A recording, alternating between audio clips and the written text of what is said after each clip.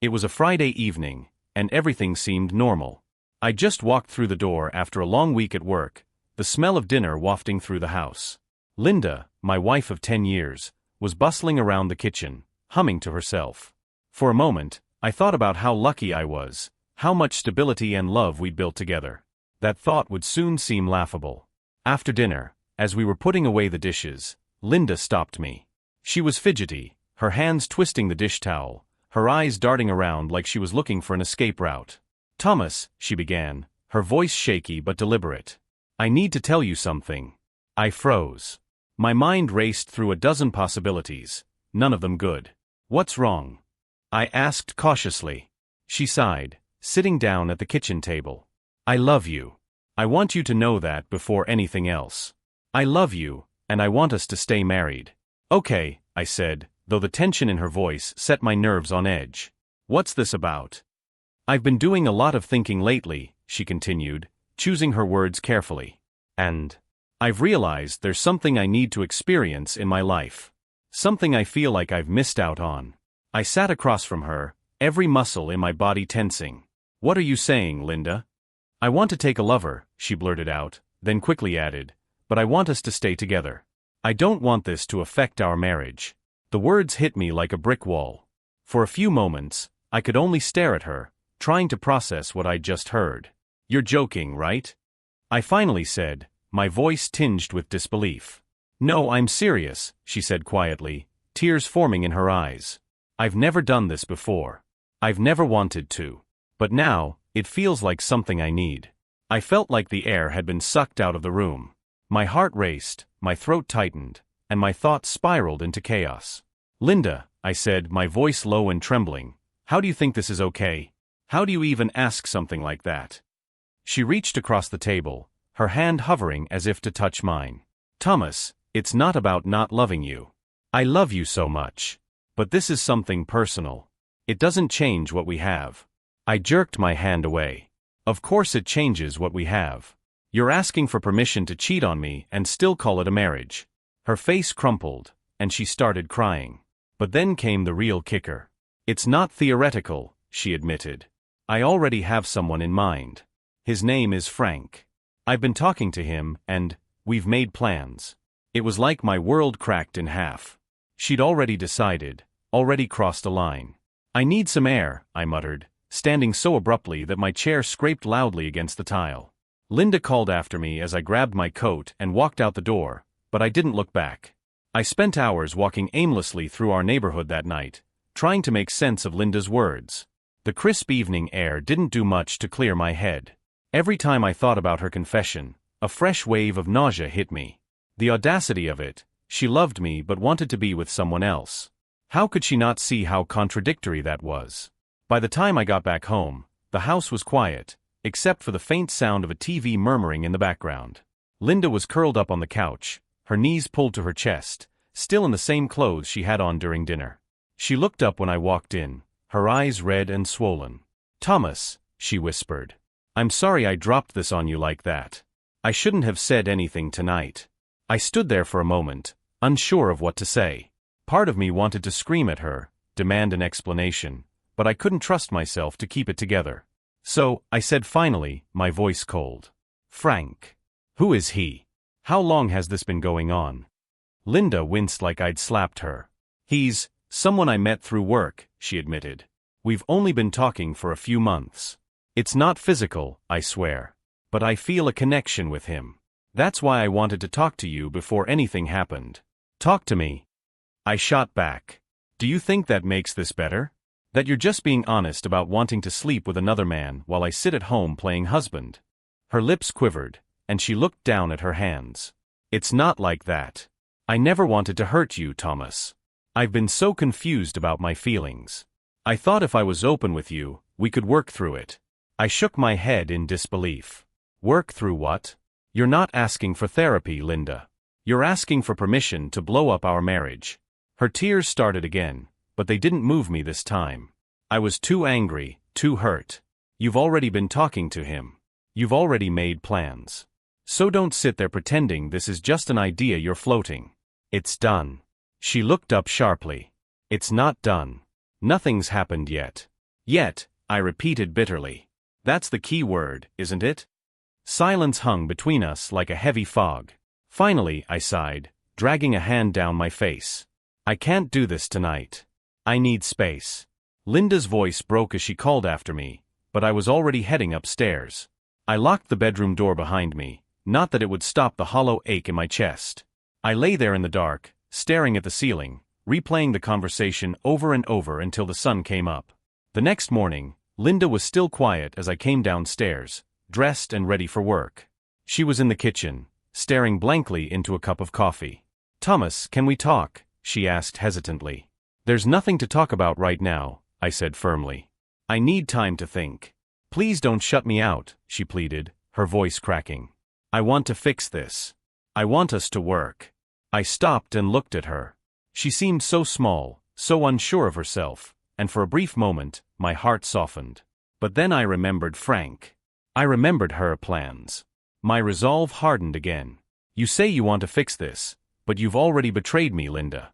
You might not have crossed the physical line, but you've crossed every other one." She flinched like the words physically hurt her. "I'll cancel everything," she said quickly. "I'll stop talking to him. Just don't leave me." I didn't answer. I couldn't trust her words right now. Instead, I grabbed my car keys and left, ignoring her tearful goodbyes. The drive to work was a blur, my thoughts too loud to focus on anything else. As soon as I parked, I texted my boss, telling him I needed a personal day. Then I sat in my car, staring at the steering wheel, trying to figure out my next move. That's when the idea hit me. If Linda was willing to betray me for this Frank guy, I needed to know exactly what I was dealing with. Over the next few hours, I went into full detective mode. I searched her social media, found her work contacts, and even started piecing together details from our joint accounts. That's when I found the first clue, a hotel reservation for the upcoming weekend. The name on the booking? Frank Jones. My stomach twisted. It wasn't just talk. She had planned everything down to the last detail. And that's when I knew, I couldn't just sit by and let this happen. I wasn't going to lose my marriage, or my dignity, without a fight. When I saw the hotel reservation, my first reaction was disbelief.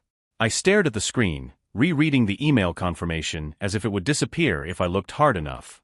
It didn't. Linda had booked a weekend getaway with Frank Jones. The man she claimed was just a connection she wanted to explore. The date was only a few days away. I couldn't focus on my emotions just then, not the hurt, not the anger. Instead, I let my brain take over. If she thought she could keep this hidden, she was wrong. I was going to find out everything. That afternoon, I went to an electronics store and bought a couple of voice-activated recorders and a GPS tracker. I'd never done anything like this before, and part of me felt ridiculous. But the other part, the one that couldn't let this betrayal slide, was determined. When I got home, Linda was in the shower. I took the opportunity to slip one of the recorders under the passenger seat of her car. She drove to work every day, and if she was talking to Frank, chances were good that some of it happened during her commute. The GPS tracker went under her bumper, discreetly attached with a magnet. Next, I dug through our shared laptop, which I knew she used sometimes. It wasn't hard to guess her password. It was a combination of our anniversary and our son's name. Within minutes, I was inside her email. That's when the full extent of her betrayal hit me. There were dozens of emails between Linda and Frank, each one worse than the last. They talked about everything, their chemistry, their plans for the weekend, how free she felt when she was with him. My stomach churned as I scrolled through messages that made it clear this wasn't some harmless emotional fling. They'd been planning this for weeks, maybe longer. The most recent email was a confirmation from the hotel. They were meeting on Friday evening and staying through Sunday. I took screenshots of everything. If this was the end of our marriage, I wasn't going to leave empty-handed. I needed proof, not just for my own sanity, but for any legal battles that might come. Over the next few days, I kept my distance from Linda. She tried to bridge the gap, cooking my favorite meals, making small talk, even suggesting we watch a movie together. But I couldn't bring myself to pretend. Every time I looked at her, all I could see was the woman in those emails, telling another man how much she wanted him. "Are you okay?" she asked one evening as we sat on opposite ends of the couch. "You've been so quiet lately." "I'm fine," I said flatly. "Just tired." She didn't push, but I could see the worry in her eyes. Good, I thought bitterly. Let her worry. She should be. By Friday morning, the GPS tracker showed Linda's car heading toward her office, as usual. I checked the recorder that evening and found a damning conversation between her and Frank. He'd called her on her drive home, and they discussed the final details of their weekend plans. "I can't wait to see you," Frank had said, his voice low and smooth. "Me too," Linda replied, her tone filled with nervous excitement. "But I'm worried about Thomas.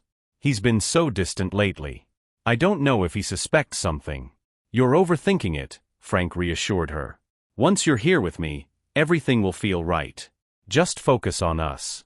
Hearing those words, I clenched my fists so tightly my knuckles turned white. Linda was still pretending everything was fine at home, but in reality, she was gearing up to stab me in the back. I wasn't going to let her get away with it. That night, after Linda went to bed early because of a headache, I started preparing for the next phase. I called a lawyer I'd researched online and set up a consultation for Monday. I also reached out to a private investigator, thinking they might help me gather even more evidence. This wasn't just about catching Linda anymore, it was about making sure I had the upper hand when the inevitable fallout came. Before I went to bed, I checked the GPS one last time. Linda's car was parked outside our house, just as it should be. But tomorrow I knew it would be on its way to Frank. And I would be ready. Saturday morning came, and Linda was acting strange, overly cheerful, even giddy. She claimed she had plans with some friends from college, a girls' weekend, to unwind. I didn't press her. Instead, I played along, forcing a smile and wishing her a good trip. "Don't wait up for me," she said as she kissed my cheek on her way out the door. The kiss felt hollow, a final insult before she walked away. As soon as her car disappeared down the street, I checked the GPS tracker on my phone. Sure enough, she wasn't heading anywhere near her supposed destination. Her route was a straight shot toward the hotel. I waited a few hours before driving to the area myself.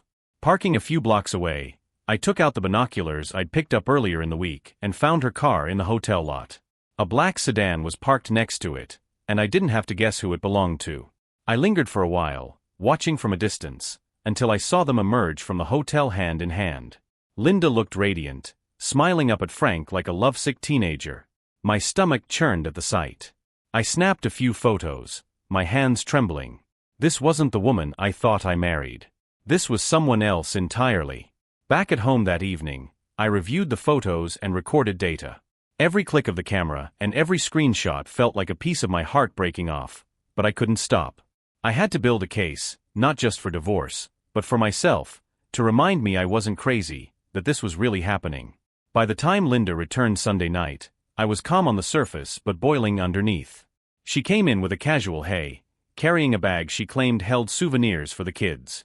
I didn't ask questions, and she didn't offer more details. But I knew the truth. And now, I was ready to act. Sunday night, after Linda had gone to bed, I started putting everything together. The photos of her and Frank, the GPS logs, the recorder files, all of it. I saved the evidence onto a secure drive and emailed copies to myself for safekeeping. Every click felt like another nail in the coffin of our marriage, but it also gave me a strange sense of clarity. I wasn't going to let her rewrite this story. The next morning, I met with the lawyer I'd scheduled. Her name was Denise, and she didn't sugarcoat things. "This is a tough situation, but you've done the right thing by collecting evidence. If she contests anything, we'll have everything we need to protect you."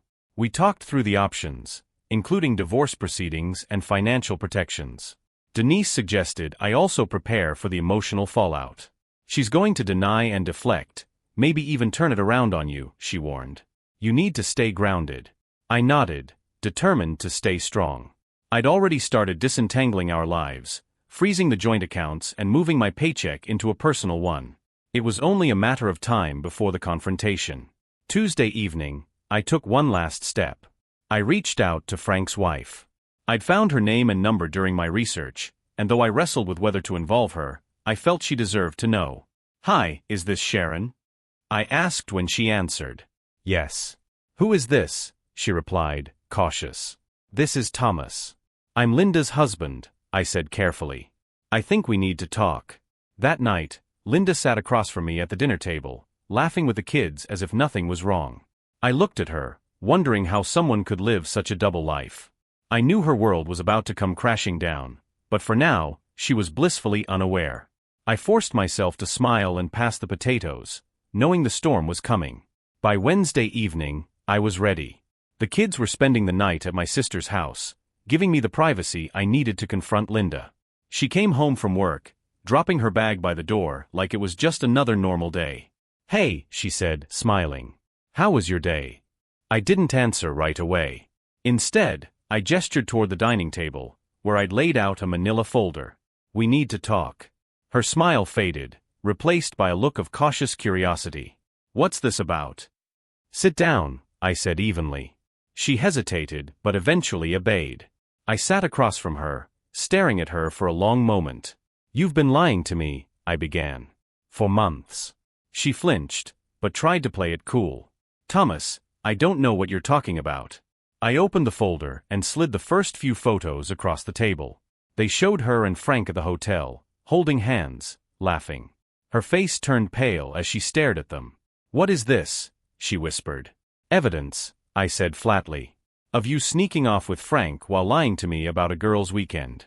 Of you betraying our marriage." Her hands trembled as she pushed the photos aside. "Thomas, Stop," I cut her off. "I don't want excuses. I want the truth." Linda's eyes filled with tears, but I wasn't buying it. "Okay," she said shakily. "Yes, I spent the weekend with Frank. But it's not what you think." "Don't insult me, Linda," I snapped, slamming the rest of the folder onto the table. "I have emails, GPS logs, recorded conversations. I know everything." Her face crumpled as she covered her mouth with her hands. "Thomas, I didn't mean for it to go this far. I was confused, and he made me feel."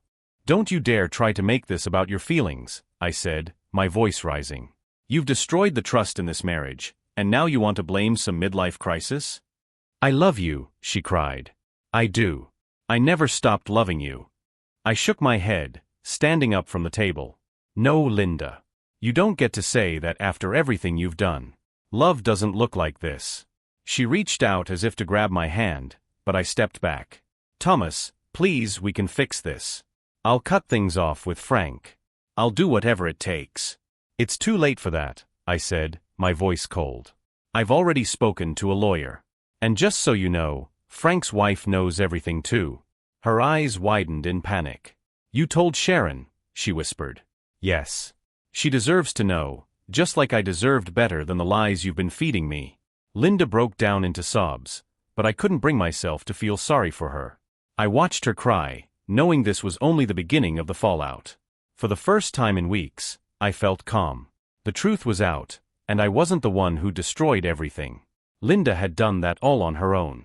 The days following the confrontation were tense and silent. Linda tried everything: cooking meals, leaving me notes, even texting me long apologies while I was at work. I ignored it all. My trust was shattered, and no amount of effort on her part was going to erase what she had done. On Thursday night, she cornered me in the kitchen as I was making myself a sandwich. "Thomas, we can't keep living like this," she said, her voice soft but desperate. "Agreed," I replied without looking up. "I'll do therapy. I'll block Frank. I'll even quit my job if you want me to," she said, her words tumbling out in a rush. "We can fix this if we try." I put the knife down and turned to face her. "Linda, you already made your choice when you walked into that hotel with him. You didn't just cheat, you planned it. You lied to my face for months. How am I supposed to fix something that broken?" She flinched, and for a moment, I thought she might lash out. But instead, she slumped against the counter, her shoulders shaking with silent sobs. "I'll never forgive myself," she whispered. "That's between you and your conscience," I said coldly, walking past her. That weekend, the real fallout began. Sharon, Frank's wife, had confronted him the same night I'd spoken to her. From what I heard, it didn't go well. She called me Saturday morning, her voice tight with anger and exhaustion. "Thomas, I kicked Frank out," she said. "I just wanted you to know. He admitted everything." "Good," I replied. "I'm sorry you had to go through this, but I thought you deserved the truth." "Thank you," she said quietly. "I don't know what I'll do next, but I'm glad I know. He's not going to get away with this." Neither is Linda, I thought, though I didn't say it out loud. By Sunday, Linda's demeanor had shifted. She was no longer apologetic. Instead, she was angry. She slammed cabinet doors, muttered under her breath, and avoided eye contact. "You're really going to destroy everything we built over one mistake," she snapped at me during dinner. "One mistake?" I shot back. "You don't accidentally plan a weekend getaway with another man, Linda." She glared at me, her face red with frustration. "I already said I was sorry. What more do you want?" "I want a wife who doesn't betray me," I said bluntly. "But it's too late for that, isn't it?" Her chair scraped loudly as she stood up and stormed out of the room. I let her go, too tired to argue. That night, I emailed Denise, my lawyer, asking her to finalize the divorce papers. Linda could rage all she wanted, but I was done pretending this marriage could be salvaged. On Monday morning, I met Denise in her office to review the divorce papers. She had already included the evidence I'd gathered to build a strong case for adultery. "This should protect you financially," she explained, tapping the papers. "It'll also give you leverage if she decides to fight back." I nodded, my jaw tight. "I just want to get through this as cleanly as possible. No drama for the kids." "I understand," she said. "But be prepared. People don't always stay rational when faced with consequences." That warning stayed with me as I drove home. Linda might be angry, but I had no intention of backing down. That evening, I presented the papers. Linda was in the living room, scrolling through her phone. She looked up as I approached, and her expression hardened when she saw the envelope in my hand. "What's that?" she asked. "Divorce papers," I said, setting them on the coffee table. Her eyes widened. "You're serious?" "Dead serious," I replied. "It's over, Linda." She grabbed the envelope and tore it open, scanning the pages with shaking hands. "You can't just throw everything away," she shouted. "We have a family, Thomas." "No, you threw everything away," I said, my voice steady. "I'm just putting the pieces where they belong." Her anger gave way to panic. "But the kids, how can you do this to them?" "I'm doing this for them," I said. "They deserve better than to grow up in a home built on lies." Linda broke down then, sobbing into her hands. I stayed silent, unmoved. I had no tears left for her. That night, I slept better than I had in weeks. It wasn't joy, it was relief. The wheels were in motion, and for the first time, I felt like I was taking control of my life again. The following days were a whirlwind of tense silence and thinly veiled hostility. Linda hadn't signed the divorce papers yet, and I could feel her resistance brewing. She avoided me when she could but threw sharp comments when we crossed paths. "This is cruel, Thomas," she said one night, blocking my way to the kitchen. "You're punishing me for one mistake, like everything we had means nothing to you." "I'm not the one who decided our marriage was disposable," I said evenly. "You did that the moment you put Frank ahead of our family." Her face twisted in frustration. "I told you it didn't mean anything. It was a mistake, but I came back to you, didn't I? Doesn't that count for something?" "No," I said firmly. "What counts is that you planned it, lied about it, and only stopped because I caught you." Linda threw up her hands and stormed out, but I could feel her desperation mounting. That desperation came to a head the next morning. I was getting ready for work when she approached me, holding the divorce papers. "I can't sign these," she said, her voice trembling. "I'm begging you, Thomas. Let's try counseling. We owe that to the kids." I shook my head, keeping my tone steady. "What we owe the kids is honesty. Pretending this can be fixed isn't fair to anyone." Her tears came again, but I'd seen them too many times to be swayed. "Please," she whispered. "I'll do anything." I sighed. "The only thing you can do is sign the papers, Linda. You made your choice. Now I'm making mine." That night, Linda didn't speak to me. She didn't cry or lash out, either. She just sat on the couch, staring blankly at the TV. I could feel the weight of her regret, but it was too late for that now. I'd given her my trust, my loyalty, and my love for 10 years. She'd repaid me with betrayal. There was no coming back from that. By midweek, the tension in the house was suffocating. Linda still hadn't signed the papers, and her mood had shifted from anger to quiet determination. It unsettled me. She spent her evenings poring over her phone or laptop, but when I asked her about it, she snapped, "It's none of your business." On Thursday evening, after putting the kids to bed, she cornered me in the living room. Her face was calm, but her eyes were filled with something close to defiance. "I've been thinking," she began, sitting across from me. We don't have to do this. We don't have to throw everything away because of one mistake. I leaned back, arms crossed. It wasn't just one mistake, Linda. It was months of lying and planning. Do you honestly think we can move past that? Yes, she said quickly. People move past worse things all the time. I still love you, Thomas. And I know you love me. I see it in the way you look at me, even now. Her words caught me off guard. For a split second, I wanted to believe her. I wanted to believe we could somehow go back to the life we had before Frank. But then I remembered the emails, the lies, the photos of her smiling at another man like he was her entire world. Love isn't enough, I said finally. Not when there's no trust left. Linda flinched but didn't back down.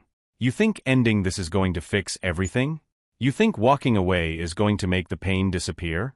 It's not, Thomas. It'll just ruin our kids' lives.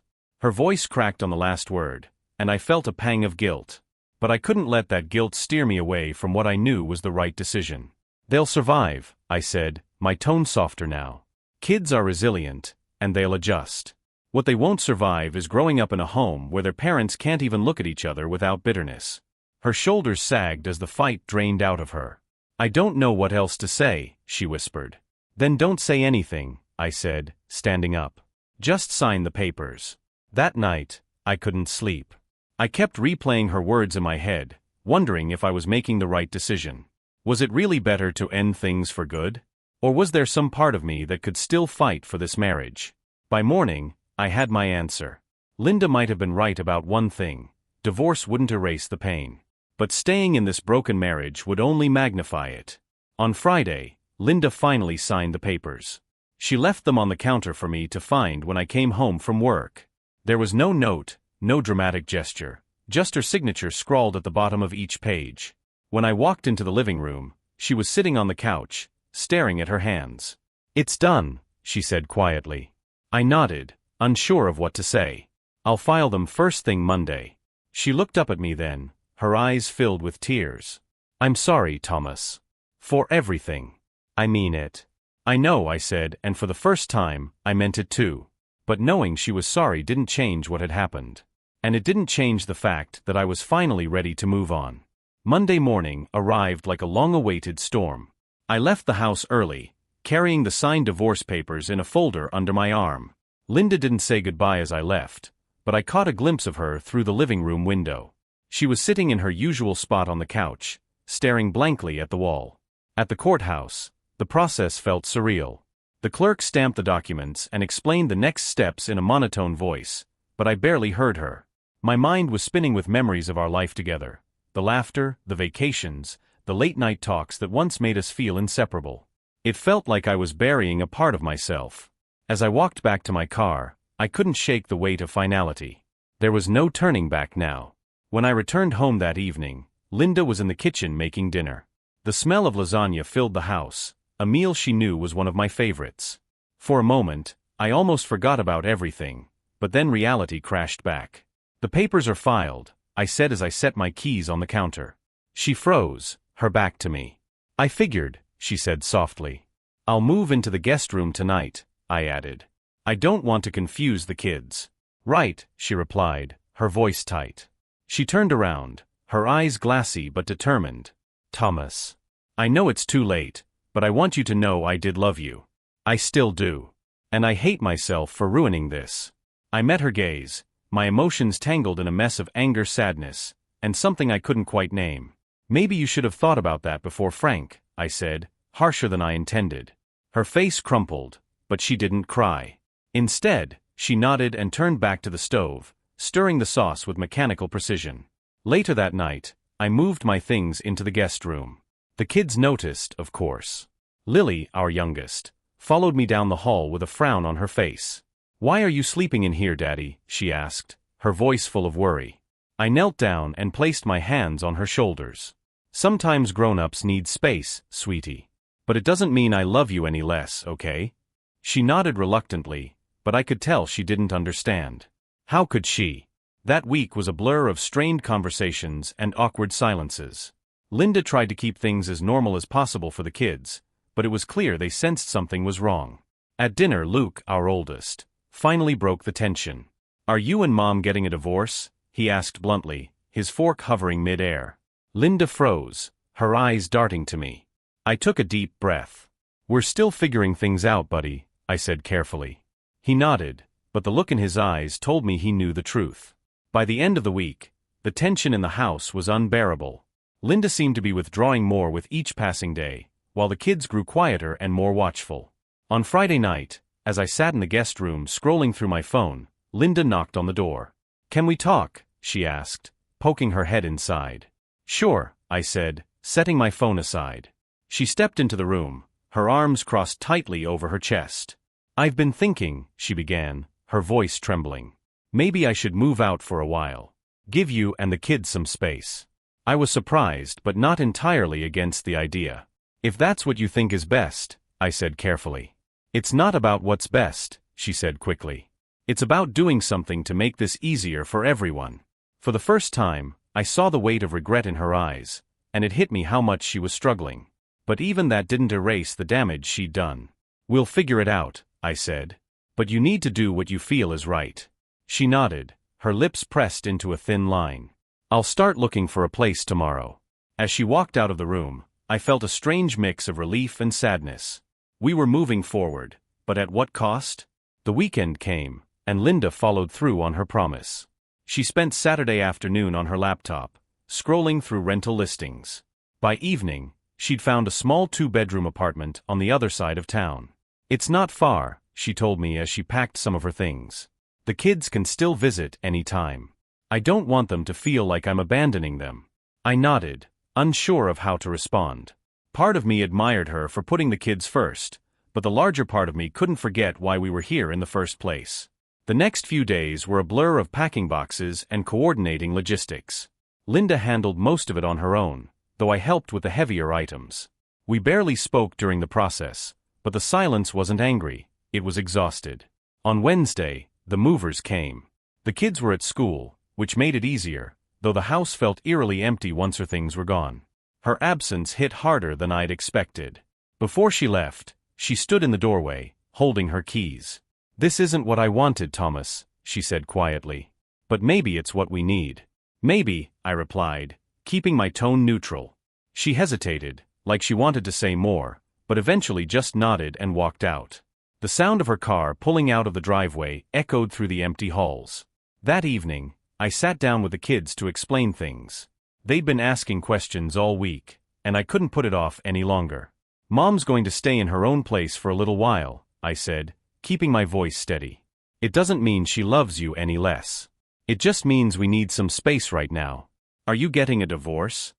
Lily asked again, her small face scrunched in confusion. "Yes," I admitted, the word heavy on my tongue. "But that doesn't mean we're not still a family. Mom and I both love you very much, and that's not going to change."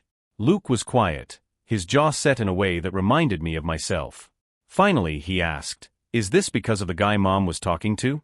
My chest tightened. I'd hoped to shield them from that part of the truth, but Luke was older and sharper than I'd given him credit for. "This is about a lot of things," I said carefully. "But the important thing is that none of this is your fault." "Okay." He nodded, though his expression didn't soften. Over the next few days, I focused on settling into our new normal. I took on more responsibilities with the kids, school drop-offs, bedtime routines, weekend activities. It was exhausting but rewarding, and it gave me a sense of purpose I hadn't felt in weeks. Linda called every evening to check on the kids, and though our conversations were brief and polite, I could hear the strain in her voice. She was trying, but the distance between us was growing. By the following weekend, Linda had invited the kids to see her new apartment. When I dropped them off, she greeted me at the door with an awkward smile. "Thanks for bringing them," she said. "No problem," I replied. She invited me in for a moment, and I reluctantly stepped inside. The apartment was small but cozy, with little touches of familiarity, photos of the kids, the same throw pillows from our living room. "I'm still figuring it out," she said, glancing around. "But it's a start." I nodded, unsure of what to say. "The kids will be fine here," I said finally. She smiled faintly. "I hope so." Driving home alone, I felt an odd sense of closure. This wasn't the life I'd imagined for myself or my kids, but it was the one we had now. And for the first time, I felt like we could make it work. The first few weeks after Linda moved out were awkward but manageable. The kids adjusted faster than I expected, though there were moments when the cracks showed.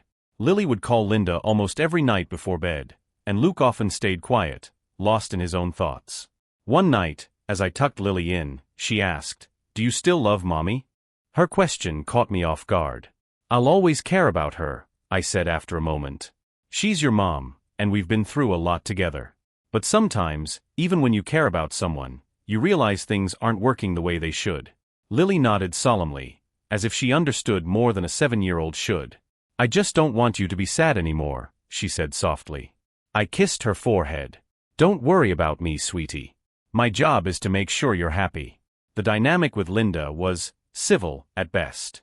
She stuck to her scheduled nights with the kids, and we communicated through brief texts or emails about logistics. Occasionally, she'd try to start a more personal conversation, but I kept it short. One evening, she called after the kids were asleep. "How are they doing?" she asked. "They're fine," I replied. "And you?" she asked hesitantly.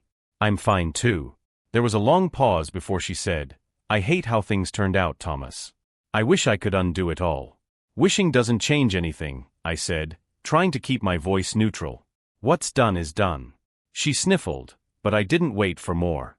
"Good night, Linda," I said, hanging up before she could respond. Life without her was slowly becoming my new reality. I poured myself into work, took the kids to soccer practice and dance lessons, and spent my evenings cleaning or trying to relax with a movie. It wasn't perfect, but it was peaceful. The kids seemed to settle into the routine too. They'd spend weekdays with me and weekends with Linda, and while they never complained, I could see the subtle shifts. Luke became more protective of Lily, and sometimes he'd ask questions that felt heavier than they should have been. "Do you think Mom regrets everything?" he asked one night as we were playing cards at the dining table. "Probably," I said honestly. "But that doesn't mean everything can go back to the way it was." He nodded, his face thoughtful. "I think she's trying," he said quietly. "I think she is too," I admitted. One Saturday, Linda invited me to dinner at her place. It was supposed to be for the kids, but I knew she had other motives. Still, I agreed for their sake. Her apartment felt strange. Familiar in some ways, but distinctly hers. She decorated it with new furniture, some bright throw blankets, and a few framed pictures of the kids. Dinner was tense. Linda kept trying to steer the conversation toward memories of the past, but I kept redirecting it to the kids. After dinner, while the kids played a board game in the living room, Linda pulled me aside. "Thomas," she said, her voice low. "I know I can't undo what I've done, but I miss us. I miss our family." I crossed my arms, leaning against the counter. "Linda, you made your choice.